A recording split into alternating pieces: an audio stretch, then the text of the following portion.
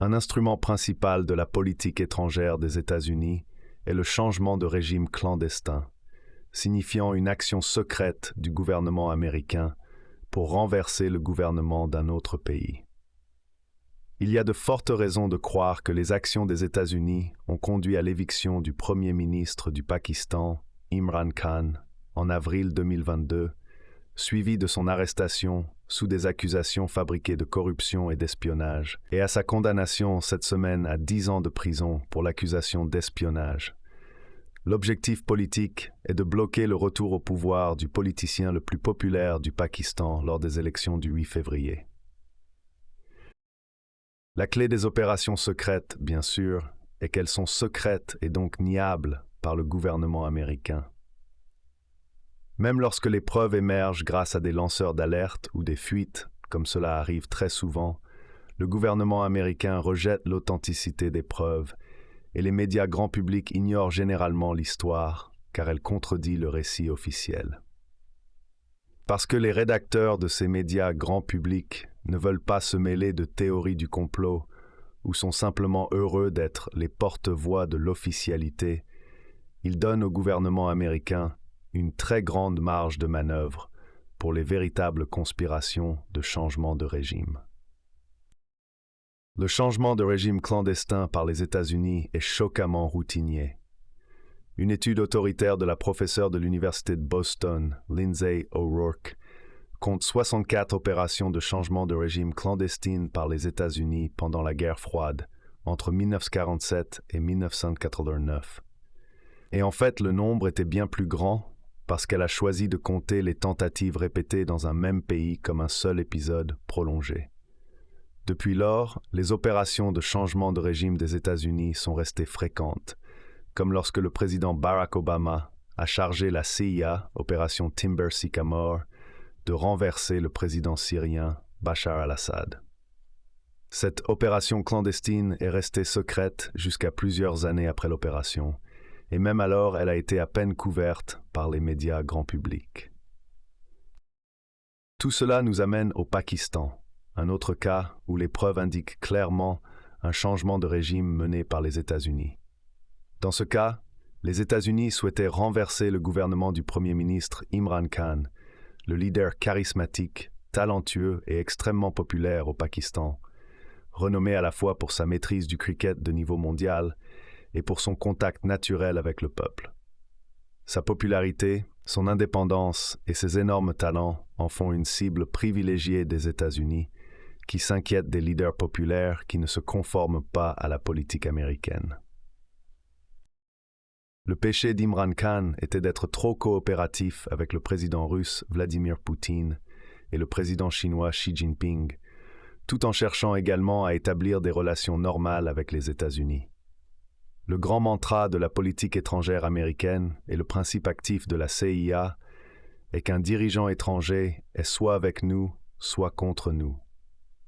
Les dirigeants qui tentent de rester neutres parmi les grandes puissances courent un grave risque de perdre leur position, voire leur vie, sous l'instigation des États-Unis, puisque les États-Unis n'acceptent pas la neutralité.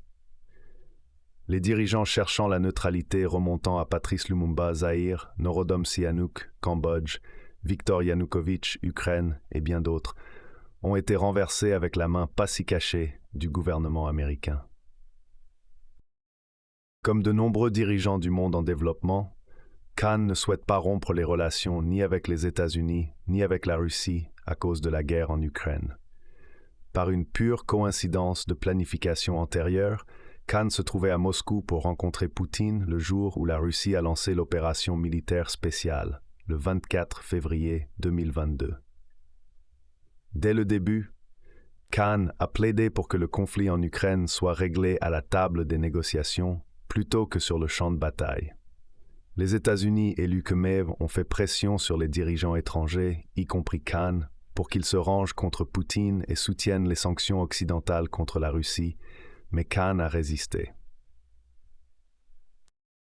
Khan a probablement scellé son destin le 6 mars lorsqu'il a organisé un grand rassemblement dans le nord du Pakistan. Lors du rassemblement, il a vertement critiqué l'Occident et surtout 22 ambassadeurs de l'ULMILIM pour l'avoir pressé de condamner la Russie lors d'un vote aux Nations Unies.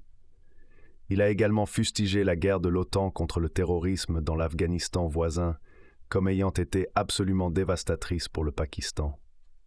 Sans aucune reconnaissance, respect ou appréciation pour les souffrances du Pakistan. Khan a dit aux foules en liesse: « Les ambassadeurs de l'UBM nous ont écrit une lettre nous demandant de condamner et de voter contre la Russie. Que pensez-vous de nous?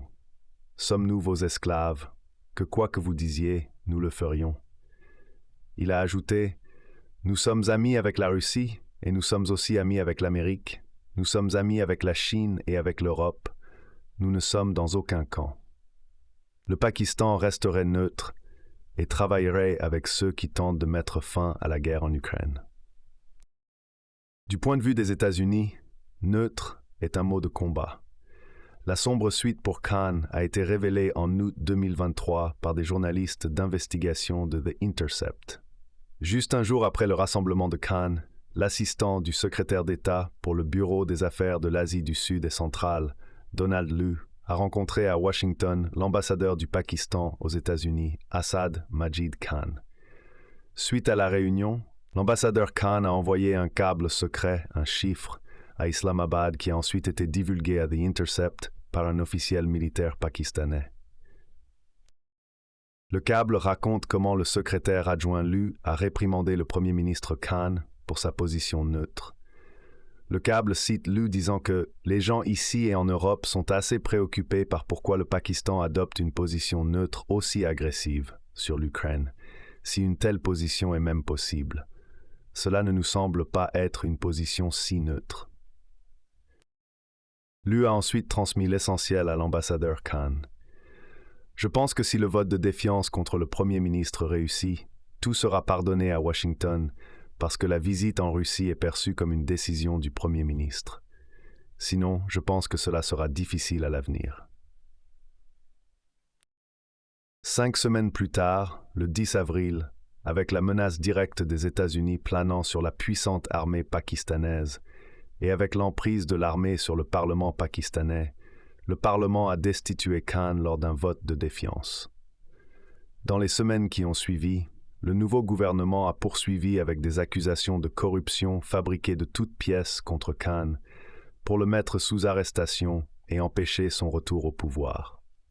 Dans un revirement totalement orwellien, lorsque Khan a révélé l'existence du câble diplomatique qui dévoilait le rôle de l'Amérique dans sa destitution, le nouveau gouvernement a accusé Khan d'espionnage. Il a maintenant été condamné pour ces accusations à une inconcevable peine de 10 ans, avec le gouvernement américain restant silencieux face à cette indignation. Lorsqu'on a demandé au département d'État son avis sur la condamnation de Khan, il a répondu « C'est une affaire pour les tribunaux pakistanais ». Une telle réponse est un exemple frappant de la manière dont fonctionne le changement de régime mené par les États-Unis. Le département d'État soutient l'emprisonnement de Khan plutôt que la révélation publique par Khan des actions des États-Unis. Le Pakistan organisera donc des élections le 8 février, avec son leader démocratique le plus populaire en prison et le parti de Khan faisant l'objet d'attaques incessantes, d'assassinats politiques, de coupures médiatiques et d'autres formes de répression brutale. Dans tout cela, le gouvernement américain est totalement complice. Tant pis pour les valeurs démocratiques de l'Amérique. Le gouvernement américain a obtenu ce qu'il voulait pour le moment et a profondément déstabilisé une nation armée nucléaire de 240 millions de personnes. Seule la libération de Khan et sa participation à l'élection à venir pourraient restaurer la stabilité.